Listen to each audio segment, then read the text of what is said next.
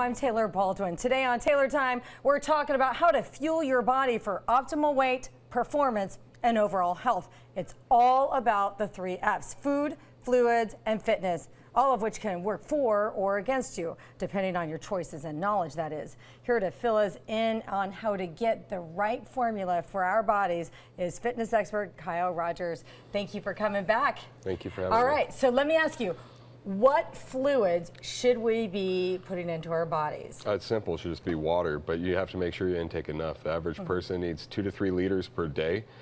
Our bodies are made of 70% water, so when you neglect that, you have a lot of problems. Dehydration, you can have seizures, you can black out, headaches.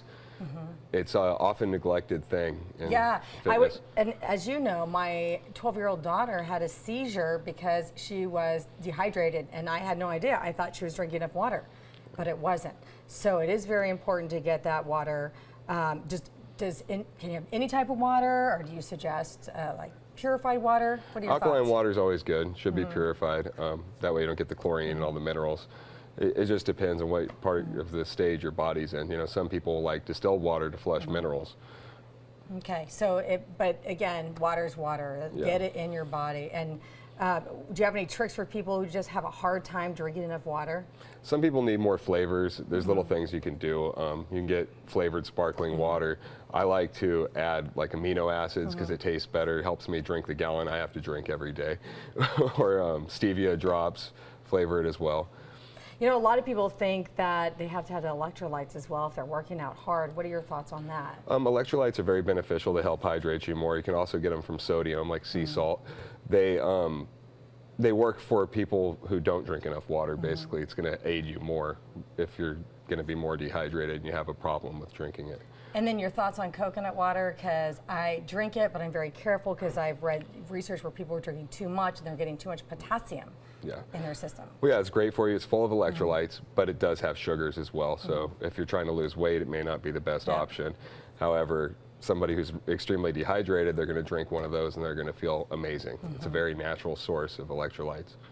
So chances are you're probably not drinking enough water, and a tip from me is that I just keep a 32-ounce cup with me everywhere, and I just make sure it's full, and I count at least 8 of those. Yeah, I just walk around with a gallon jug I know, all day. I've seen you. Okay.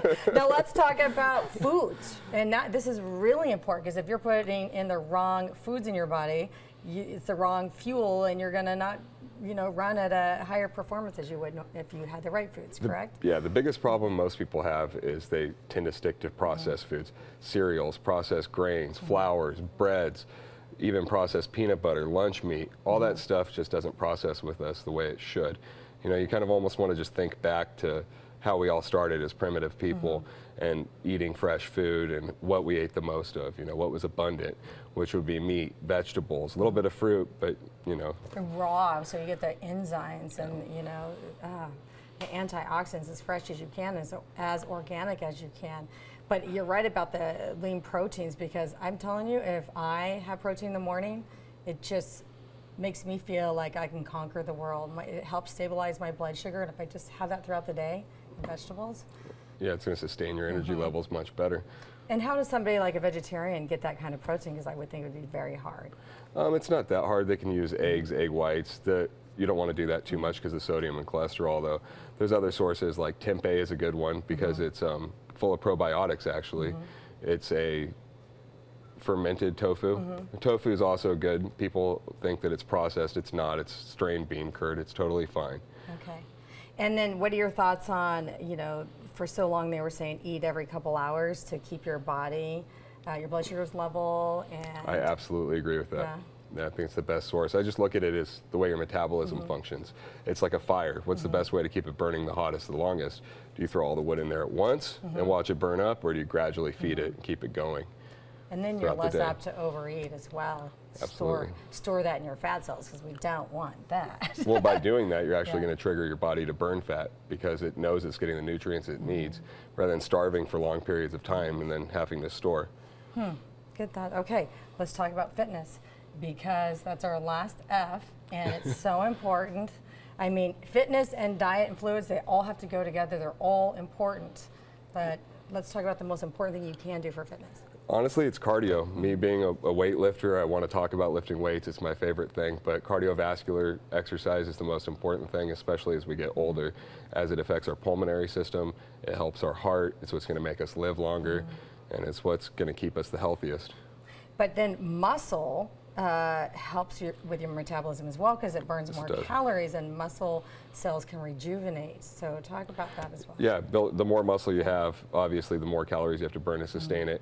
That was me being overweight when I was very heavy. That was kind of the only way I could stop gaining weight, was to put on muscle so that my metabolism would go up and my body could get to the weight that it wanted to be at without such a struggle, so I can eat again without. You tricked your own body. You fired it into a higher metabolism by eating that way. Yeah.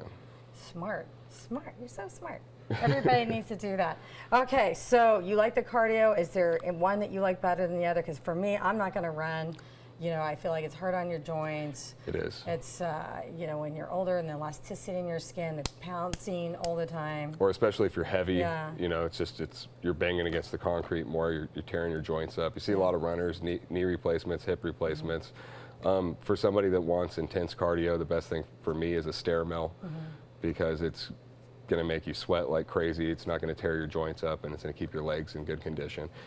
Other choices are like a bicycle. I kind of stay away from the elliptical. I call it the magic machine. It lies to you. It tells you you're burning like 400 calories when running on a treadmill that amount of time would have burned less than half that. So. Yeah, the lying exercise machine. What about changing the momentum, like shocking your system where you're doing high intensity and then you're lower the intensity but you go faster, like and doing intervals? Yeah, that all depends on your goals. So you're going to maximize fat loss by doing intervals, like you're saying. That would be high intensity interval training, which is very potent in fat loss, but by going to that extreme, you're also going to burn a little bit more muscle than you would by staying in a lower aerobic zone and just gradually doing it for longer periods of time.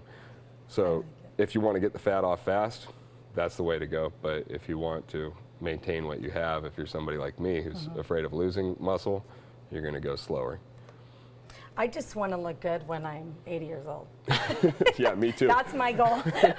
And live a long time. I hope I'm still walking when I'm 80 years that's old. True. All right. Thank you so much. All right. So if you want more information, you have questions on food or fluids or fitness, reach out to Kyle at KyleRogersFitness.com. Again, that's www.KyleRogersFitness.com. Have a great day.